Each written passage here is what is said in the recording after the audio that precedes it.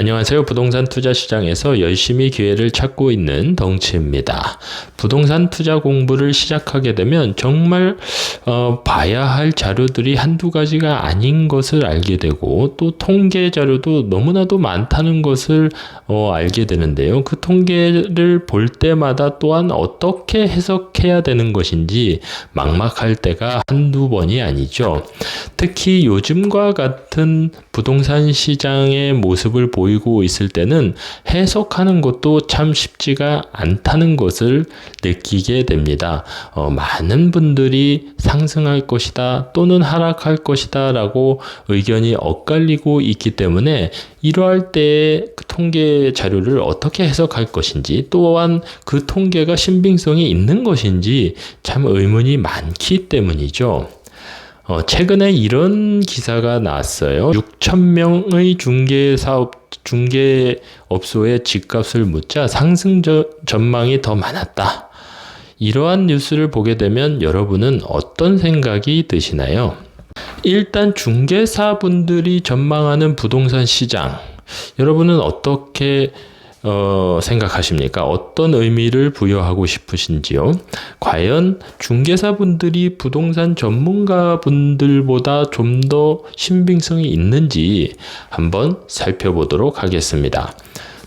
그 기사의 내용을 보면 KB국민은행에서 매월 발표하는 월간 통계 자료 내에 매매 전망 지수 추이라는 것을 활용했다는 것을 알 수 있습니다. 화면에 보시는 것은 2023년 8월 KB국민은행에서 발표한 매매 전망 지수 추이를 나타내고 있는데요.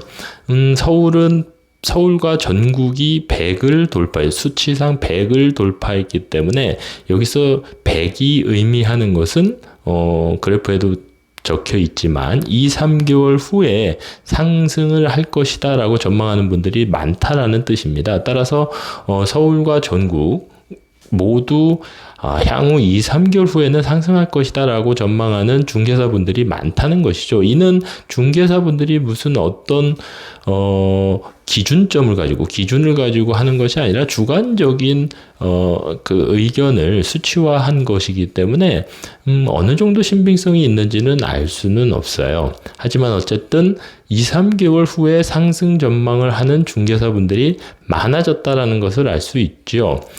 지역별로 살펴보면 화면에 보시는 것과 같습니다. 전국은 102를 기록하고 있고, 서울, 경기, 인천, 서울 수도권은 이미 100을 돌파했고, 대구하고 울산은 100을 기록했기 때문에 좀 더 지켜봐야 되겠지만 앞으로 상승할 가능성이 높은 것이고, 대전, 세종, 충북은 이미 100을 넘었죠. 따라서 2-3개월 후에 상승을 할 것이다 라고 전망하는 분들이 많아지고 있는 것입니다. 하지만 부산, 광주, 강원, 그 이후 이외의 지역들은 아직 100을 돌파하고 있지는 않기 때문에, 하지만 전남을 제외하고는 모두 90을 넘어서고 있기 때문에 2-3개월은 아니더라도 좀 더 시간이 주어진다면 상승을 할 가능성이 높아지고 있다라고 중개사분들이 생각을 하고 있는 것이죠. 그렇다면 중개사분들이 이런 생각을 하고 있는 것을 우리는 어디까지 믿어야 할까요? 어디까지 신빙성을 두어야 할까요? 이 질문에 대답을 하기 위해서는 과거에는 그럼 어떤 수치들이 나왔는지를 살펴보면 될 것입니다. 화면에 보이시는 그래프는 KB부동산 매매가격 전망지수 추이, 같은 통계 자료인데요. 2023년 1월 올 초의 그래프의 모습을 보여주고 있습니다. 보면 모든 지역이 100 이하, 100보다도 훨씬 아래에 위치하고 있음을 알 수 있습니다. 따라서 23년 1월에는 모든 중개사분들이 향후 2-3개월 후에 가격이 하락할 것이다 라고 전망을 했다는 것을 알 수 있습니다. 그도 그럴 것이 23년 1월이면 모든 지역이 피크를 찍고 있을 때였으니까요.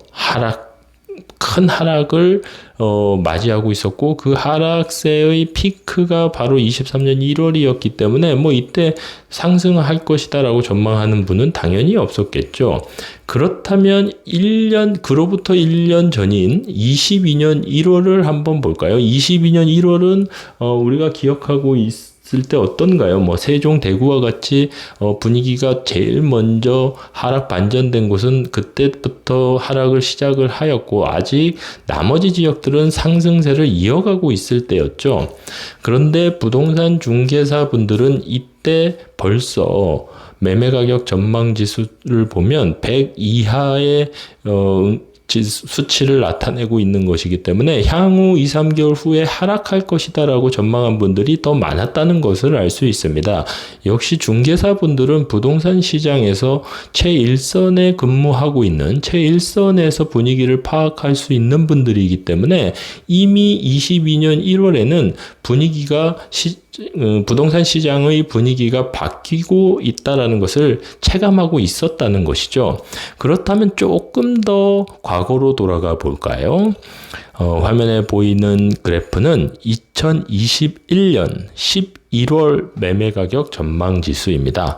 이때 비로소 100 이하로 떨어졌다는 것을 알 수 있습니다. 제가 확인해 보니까 2021년 10월까지는 매매가격 전망지수가 100을 넘어서고 있었고, 2021년 11월에 돼서야 비로소 100 이하로 떨어졌던 것이죠.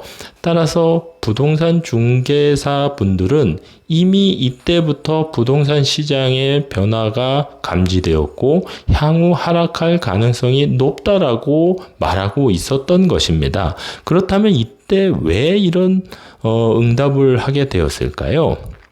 화면에 보이는 그래프는 한국부동산원에서 볼 수 있는 전국의 아파트 매매 거래량입니다. 보시면 그 표기가 되어 있는 곳이 2021년 8월에 가장 높은 수치, 높은 수치를 기록하고 그 이후부터 계속해서 거래량이 줄어들고 있다는 것을 알 수 있죠. 따라서 11월이니까 거래량이 3개월 연속 줄어드는 것을 시장에서 체감하고 있던 중개사분들은 이제부터는 떨어질 수 있겠다라고 생각을 해석할 수 있는 것이죠. 따라서 부동산 중개사분들은 부동산 시장 최일선에서 시장 분위기가 변화되는 것을 제일 먼저 감지하고 있다라고 할 수 있을 것입니다. 21년도 11월이면 하락을 논할 수 있었던 사람들은 글쎄요, 그렇게 많진 않았을 거예요. 그때 당시에 나와 있는 그 전망, 부동산 시장 전문가들의 전망을 보면 화면에서와 같이 거의 모든 분들이 2022년에 부동산 시장은 상승할 것이다 라고 전망을 했었거든요. 하지만 KB부동산 월간 자료를 보면 이미 현장에 계시는 중개사 분들은 이때부터 향후에는 가격이 떨어질 것이다 라고 전망을 하고 있었다는 것을 알 수 있습니다. 따라서 부동산 중개사분들이 전문가분들하고는 다르기 때문에 그들의 의견을 신뢰해야 되는가라고 누군가는 생각할 수 있을 수 있겠지만, 앞서 살펴본 바와 같이 중개사분들은 부동산 시장의 최일선에서 분위기를 감지하고 계시는 분들이기 때문에, 그리고 본인의 업이기 때문에 오히려 부동산 시장을 좀 더 자세하고 면밀히 파악하고 있다라고 할 수 있겠죠. 그렇기 때문에 우리는 부동산 중개사분들의 이러한 의견을 귀담아 듣고 투자에 있어서 활용해야 될 것입니다. 물론 이러한 수치, 전망, 통계는 앞서 말씀드린 것과 같이 중개사분들의 그 주관적인 의견을 담은 것이기 때문에 맹신할 필요는 없을 거예요. 하지만 부동산 시장의 분위기가 이렇게 변화하고 있구나라고 생각할 수 있는 중요한 자료로 활용될 수 있을 것입니다. 오늘은 KB부동산에서 제공하는 매매 전망 지수 추이를 살펴보았는데요. 앞서 살펴본 바와 같이 부동산 시장 분위기를 이해하는 데 중요한 지표이기 때문에 그 전망 지수가 100을 돌파했다는 것은 지금 상승하는 방향성을 계속해서 유지할 것이다 라고 판단할 수 있게 되는 것이죠. 그렇다면 우리는 지금부터 무엇을 준비해야 할까요? 부동산 시장에 좀 더 적극적으로 나아가서 기회를 찾는 행동을 해야 할 것입니다. 항상 투자자 여러분의 성공적인 투자 이어나가시기를 응원합니다. 감사합니다. 영상이 좋았다면 구독, 좋아요, 알림 설정 부탁드립니다.